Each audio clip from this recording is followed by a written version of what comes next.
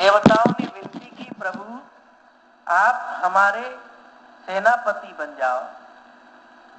तो मुचकुंद देवताओं के सेनापति बने और बहुत दिनों तक देवताओं की तरफ से राक्षसों से युद्ध हुआ।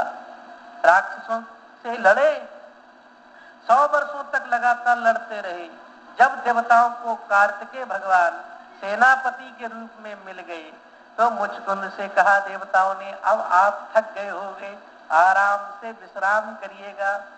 तो मुचकुंद ने कहा, बोले महाराज हमें वरदान दो, मेरा शरीर बड़ा शिथिल हो गया है, मैं आराम से सोऊं, नींद का वरदान दीजिए। सभी देवताओं ने कहा आराम से सोइए। वही गुफा में आके मुचकुंद सो रहे थे, क्योंकि इन्हें देवताओं ने कहा, बोले तुम्हें जो जगाएगा तुम्हारी दृष्टि पड़ते ही भस्म हो जाएगा। तो डर के कारण कोई जगाता नहीं था। तो भगवान ने मुचकुंद को जगाया और कालयवन को भस्म किया और संत और ब्राह्मणों के प्राण भी बचाए। भगवान ऐसा भगवान ने मंगल कार्य किया। मंगल कार्य करते ही सुखदेव जी कहते हैं, परीक्षित मुचकुंद नाम के राजा ने भगवान की स्तुति की और स्तुति करके अपने धाम के लिए भगवान ने भेज दिया। क्योंकि मुचकुंद जिस समय सोए थे उस समय उनका परिवार था, परंतु जिस समय जगे उस समय युग के युग बदल गए थे, तो उनके परिवार में कोई था नहीं, सब पीढ़ी सब पितर लोग चली गई थी। तो भगवान ने मुचकुंद का भी तरण किया, मुचकुंद का भी उद्धार किया और भगवान लौट आए। भगवान जैसे ही मथुरा में लौट के आए तो मथुरा में लौटते ही दाऊ भैया भगवान से बोले, तुमने रणछोड़ नाम अपना रखा है, युद्ध भूमि में से भगे हो डर के कारण, इसीलिए अब तुम्हारी कोई शादी नहीं करेगा। भगवान बोले शादी? तो शादी तो यहाँ नहीं, क्यों?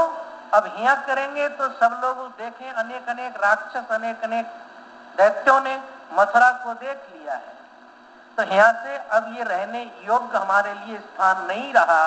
तो भगवान ने विश्वकर्मा को आदेश दिया और विश्वकर्मा ने समुद्र के बीचा बीच स्थान पर एक बड़ा सुंदर सा नगर बसाया।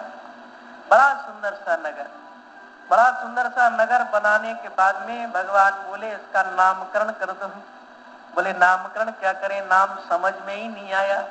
तो भगवान ने अपनी माया से जितने मथुरा में लोग सो रहे थे वो सब रात्रि रात्रि में उठाए और वो नए भवन में ही, नए मकान में सब लोगों को रख दिया। अब आप सोए कहीं हो, जगो कहीं, तो आपको दरवाजा देखने में बड़ी कठिनाई होगी। अब लोग सोए थे मथुरा में, परंतु जगह कहाँ है? जगह द्वारका में। तो द्वारका नाम ही क्यों पड़ा? एक महात्मा जी थे, वो कहते थे इसीलिए पड़ा, बोले सब लोग जगे तो दरवाजा देख रहे थे, बोले द्वार कहाँ है, द्वार कहाँ है? सब लोग, भगवान बोले हमें नाम मिल गया। क्या? बोले द्वारका, इसका नाम ही द्वारका रख देते हैं। भगवान द्वारका में रहने लगे और द्वारका में रहते रहते बलराम जी का विवाह आनर्त देश के राजा रेवत, जिनकी कन्या थी रेवती, उनके साथ हुआ। रेवती इतनी सुंदर थी, इतनी सुंदर थी कि इनको कोई वर ही नहीं मिल रहा था। तो इनके पिता अपनी कन्या को लेकर सतयुग के राजा ब्रह्मा जी के पास पहुंच गए और ब्रह्मा जी से कहा कि मेरी पुत्री के लिए कोई वर बताओ, वर दिखाओ।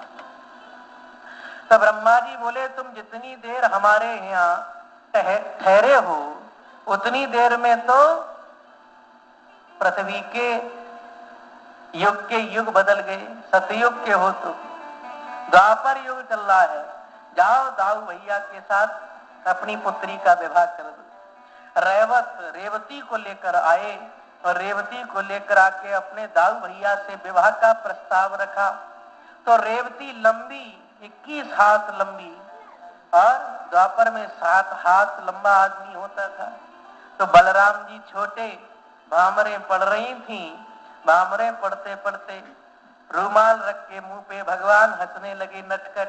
बोले वाह, बड़ी बहू बड़े भाग्य, हमेशा भाभी जी को भैया के सामने सर झुकाकर ही बात करनी होगी। बलराम जी को बड़ा क्रोध आया और उन्होंने कहा, बोले ये नटखट मेरी मजाक बनाता रहेगा। तो उसने क्या काम किया, हल मूसल उठाया भगवान ने और रेवती के कंधे पर रख के ऐसा झटका मारा कि रेवती अपने बराबर ही कर ली। तब से रेवती कभी सामने बलराम जी के बराबर में खड़ी नहीं हुई। सबकी जुगल जोड़ी सरकार देखोगे, सीता राम, शंकर पार्वती, राधा कृष्ण, लक्ष्मी नारायण। परंतु वृंदावन में दाऊ जी का मंदिर है तो दाऊ जी सामने और उनके सामने रेवती कोने में खड़ी है। इस प्रकार से बलराम जी का विवाह हुआ। बोलिए भक्त वत्सल भगवान की जय।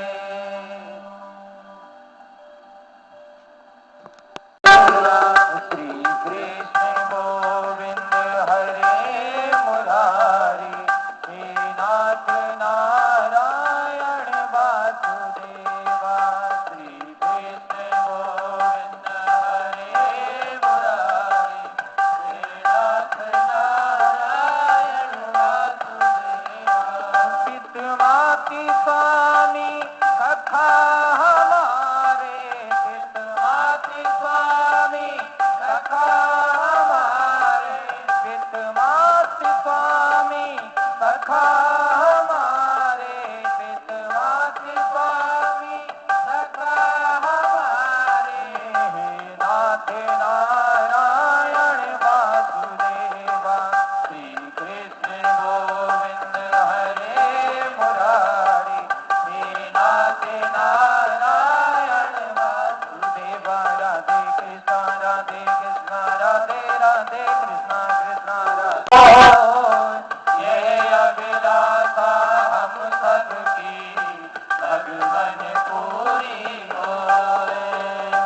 विद्या बुद्धि तेज बल सबके भीतर होए।